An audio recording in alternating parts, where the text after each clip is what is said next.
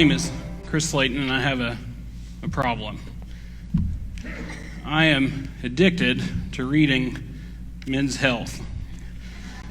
So, I've been getting Men's Health since about 2001, and I read it often. I also like to read this thing called Men's Journal.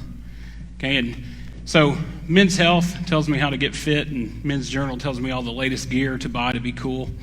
And the thing is, though, this even says, like on it says, muscle made easy. And as long as I've been reading this, like, I look in the mirror, like I've never seen my abs. And I've been reading it for a long time.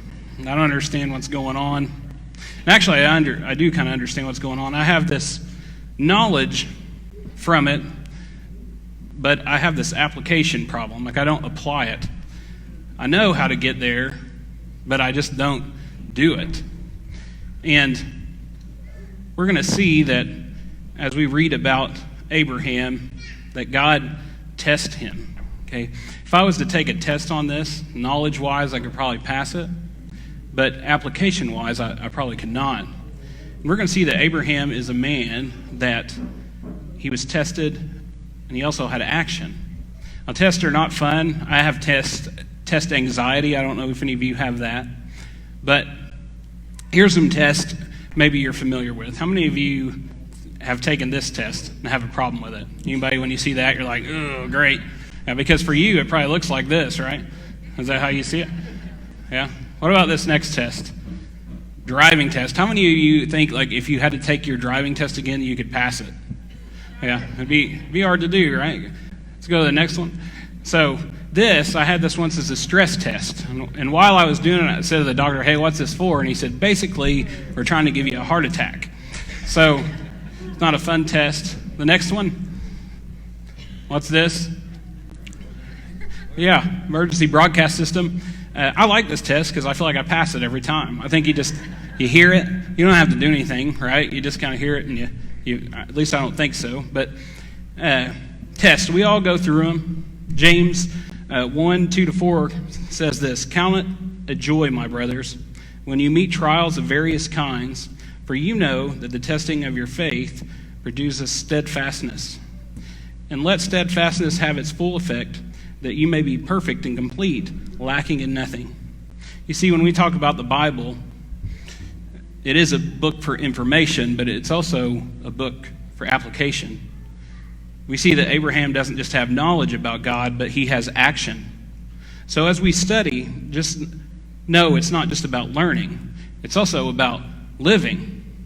And we're going to look at him today, and we'll see that's what he did. So God says he's going to test them, all right? And then first thing Abraham does is he provides his trust.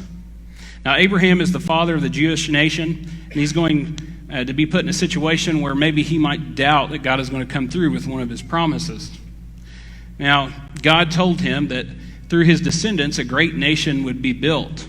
And he tells him that, and days go by, and then months go by, and then months turn into years, and years turn into decades, and they have no children. And at this time, he is 100 and she is 90. Okay? Finally, God allows his wife to get pregnant, and they have a son named Isaac. And you can imagine how much they must love Isaac because they have been waiting so long to have Isaac. And in Genesis 22:1-2, if you want to read in your Bibles or follow along, that's where we're at. It says, after these things, God tested Abraham and said to him, Abraham. He said, here I am. Then he said, take your son, your only son Isaac, whom you love, and go to the land of Moriah and offer him there as a burnt offering on one of the mountains in which I tell you. Now, Abraham hears this, and they just, his son's not very old, and this is his first one, and descendants are going to be made from the son, and God says, I want you to take him, and I want you to sacrifice him, and you can see how he might be torn with that. And think about Abraham. He must have known God's voice because he doesn't question. He doesn't say, God, that isn't you. Or he doesn't say, God, you got to be kidding me. Or he doesn't say, God, I think you want to rephrase that. I don't think you mean that. Like, he knew that this was God. And he trusts God. Now, trust is a word that we kind of have a problem with today, right? Like, we live in a world where you don't trust people. We live in a world where we just don't give away our trust because people lie. People tell you things that aren't true, little lies, big lies. People will try to do anything to get your money, and they'll lie about it just to do that.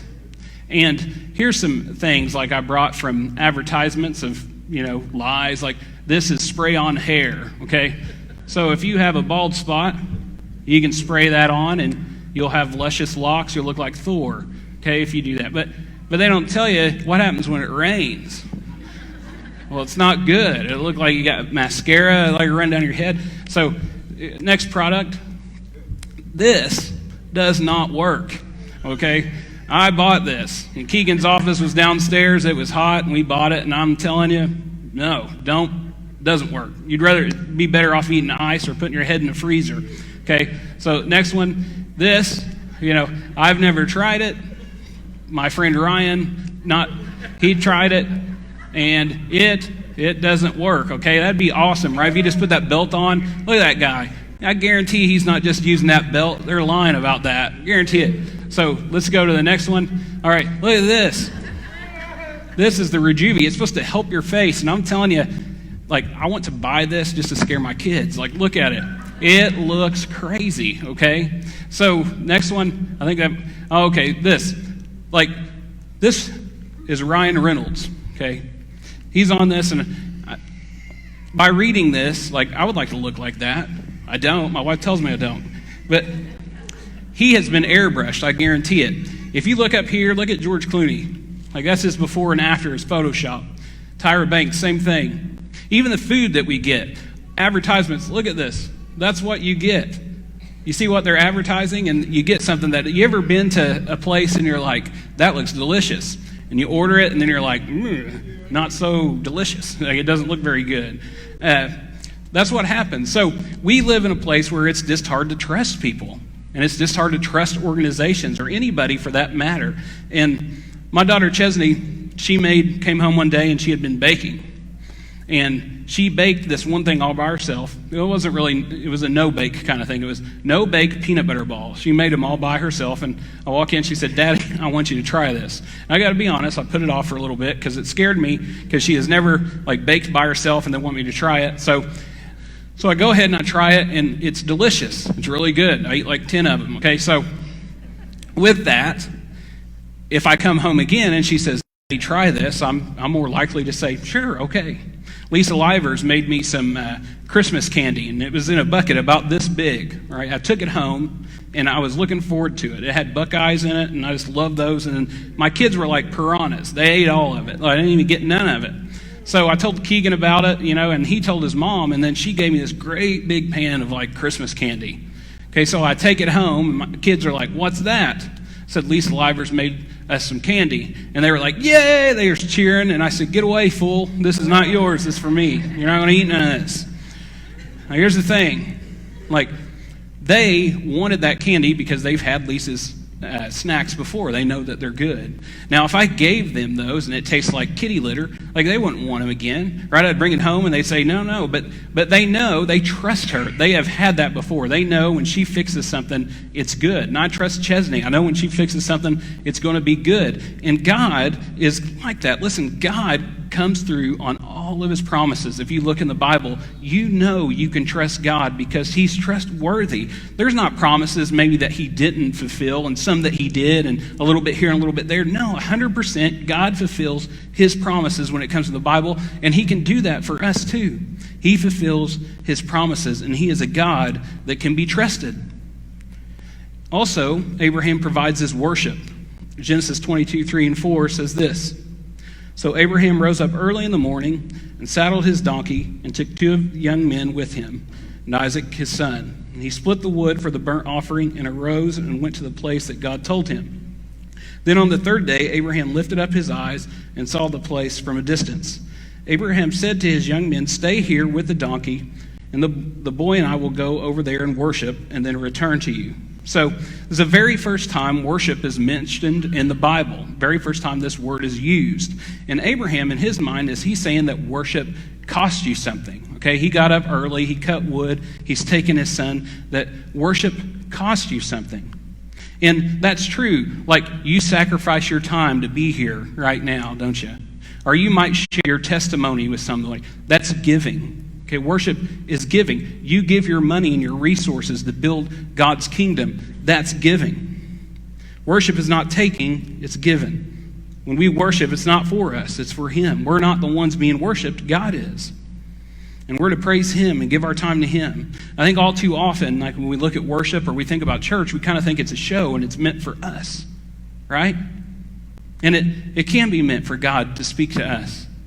But here's the thing, like, it's given. You give too. I've had people come up to me. I've been a worship pastor and a youth pastor and different things. And churches all across America, I'm sure it happens, same place. People come up and say, you know that song? Yeah, I don't like that song. And my response is usually, that song about God's grace and how awesome He is, the love of God, like, you don't like that song? And they'll be like, I hate it. And I'll say, well, I think that's a you problem, like not a God problem. I mean, what if someone wrote a song about your mom? Okay, and then like and then someone came up to you, he's like, hey, you know that song about your mom, telling about how great she is, how awesome she is? I hate that song. I mean, we wouldn't like that, would we? We're talking about our Father God. Like, when we listen to this music, we can get stuff out of it. It is about God. It's about His love, and it's not for us. In sermons, when a sermon is preached, maybe you think, hey, I didn't really get that much out of that today. Well, maybe it wasn't for you. Maybe it was for somebody else, because it's not about us. It's about Him. We're not here to worship you. We're not here to worship me. We're here to worship God. And if you come to God with an open heart and you're given and you're prepared, then the Holy Spirit can speak to you and He can work through you. But when we come and we're closed-minded and it's all about us, God can't work through that. We have to be open to what He wants. And He can tend to worship even when things are not going His way. There was a morning, and I've told you before, our daughter Chesney, when she's about 6 months old, she had open heart surgery. They cut open her chest, and I mean everything. They broke the bones in there. She had surgery. We get up one morning to go take her to the surgery. All right, that morning, my Facebook, I can look back to that day, and my status was this. I put, I hate this day, because it was early. I knew what was coming. We are taking Chesney to have surgery done on her, and it's scary. And as we're going, Courtney's in this seat, and I'm driving, and we're just kind of, we just don't know. I mean, it is something that is, it bothers me that she has to have this happen, that she was born with this issue. And as we're driving, this song comes on. It's called Lisa's Story, or they call it Blessings sometimes. And we're listening to that, and it was like the perfect song. I mean, Courtney starts crying, I start crying. And as we're driving, I feel like we're worshiping. And at this time, it's like we're saying, God, listen, we trust you. Whatever happens, if something happens to her, we know that you're real. We know that she'll be in heaven with you. If something happens and it doesn't go right and we have to take care of her and give her a little bit more care for the rest of her life, God, we trust you. We trust who you are. Because He is a God that is trustworthy. He is a God that fulfills His promises. And when things aren't going right in your life, when your health is not what you want, your finances are shot, maybe your relationship status is just kind of non-existent, or maybe you're in a relationship and it's seen better days, can you come to God and can you worship Him and give Him everything you got? Because that's what He did for us. He gave us everything He had. He gave His worship. And Abraham provided his faith. Verse 9, 22 verse 9 says, then they came to the place that God had told him. So Abraham built an altar there and arranged the wood. He bound Isaac his son and laid him on the altar on the wood. Now, if this is your first time reading this story, you may be baffled of why God would do this, or why He would follow through on this, why Abraham would. But understand that God had fulfilled every promise Like, he trusted him. Imagine this, like, he is 100, his wife is 90. They don't think they're going to have kids, and God comes through and he fulfills that promise. And here, if you look in Hebrews, it tells us a little bit about what he's thinking. It says this, Hebrews 11:7-19, this is talking about Abraham. It says, it was by faith that Abraham, when God tested him, offered his son Isaac as a sacrifice. God made the promise to Abraham, but Abraham was ready to offer his own son as a sacrifice.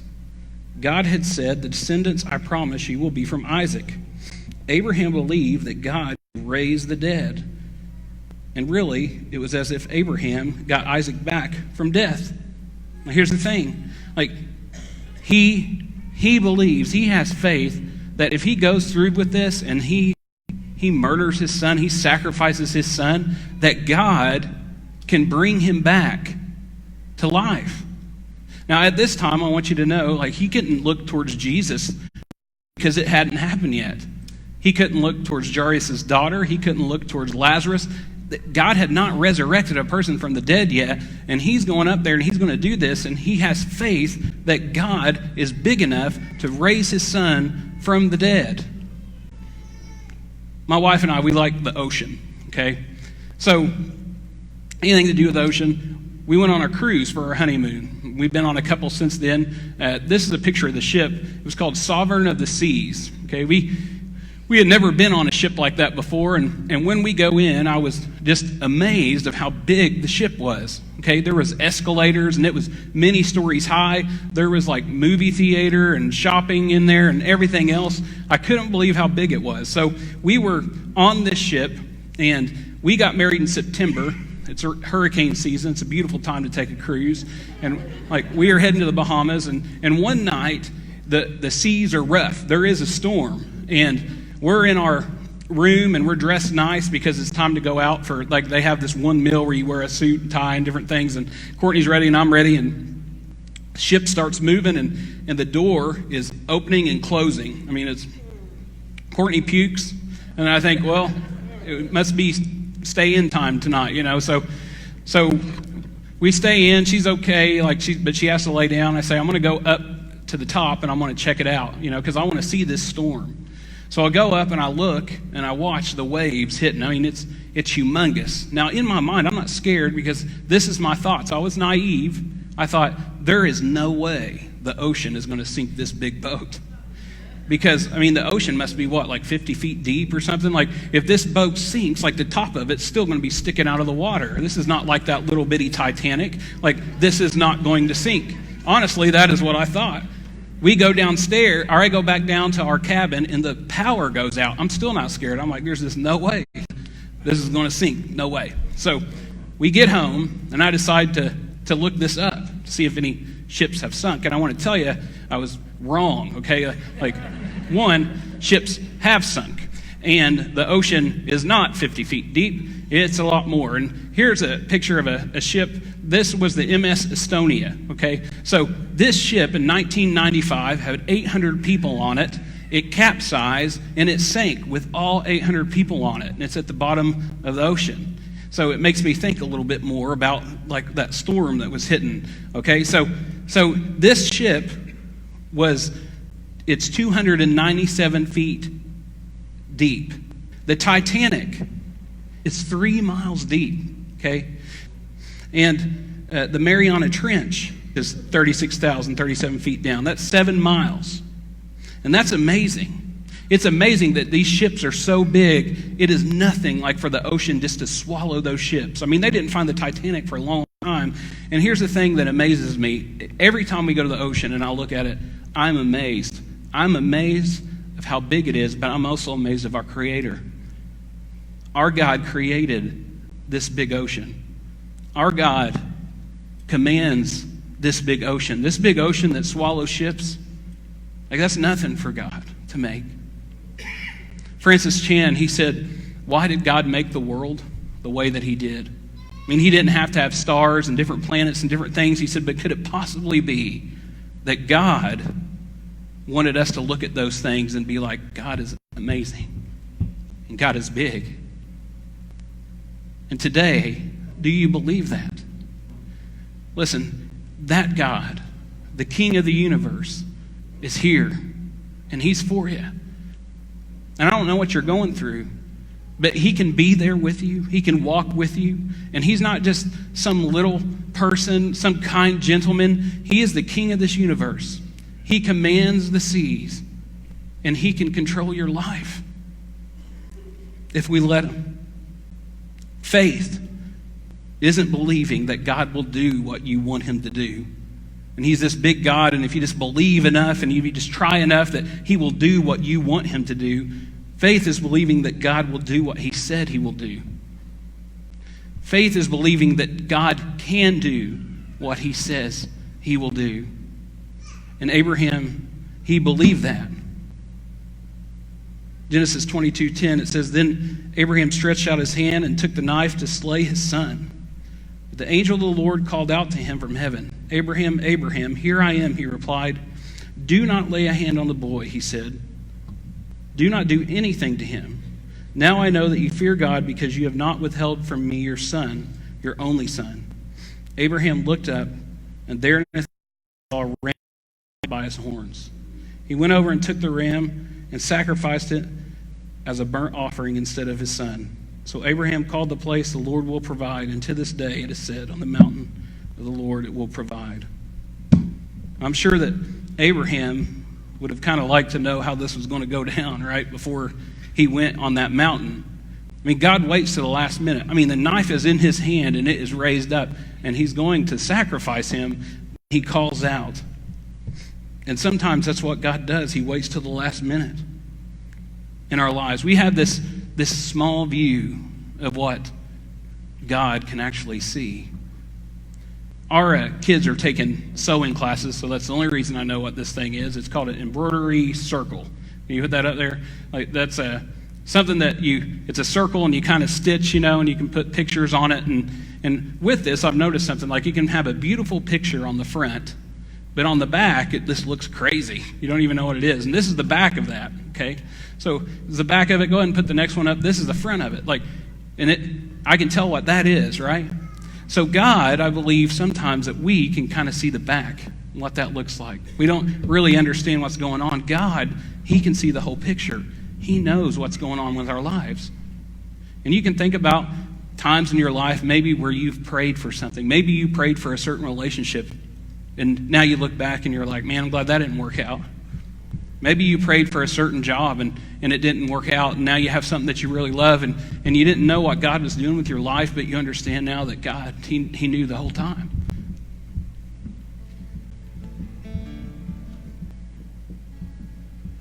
When you're looking at jobs and doors keep shutting, maybe you have a relative that's been diagnosed with something. Maybe you've been diagnosed with something. Maybe you have kids that you want to see return to Jesus, and you're looking at God and you're thinking, God, what are you doing with my life?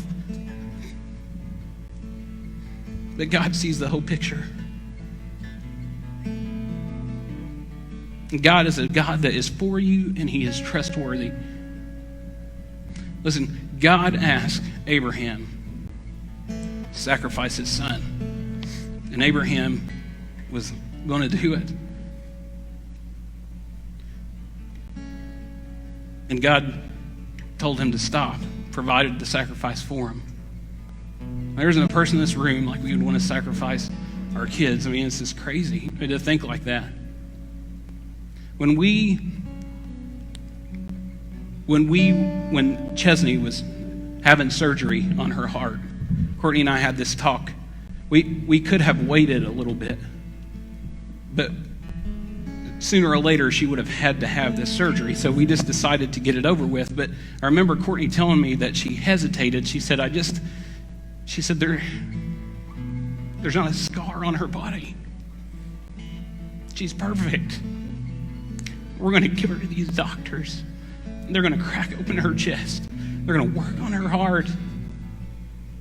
And we're giving her to these people to do this. But we came to the conclusion of this, like, we are giving her to these people that God had blessed with a gift. And they were going to do this, but they were going to make her better. The hurt was going to make her better. Okay? God gave his son knowing that he was going to be spit on, he was going to be killed. We weren't trying to make him better, we were trying to kill him.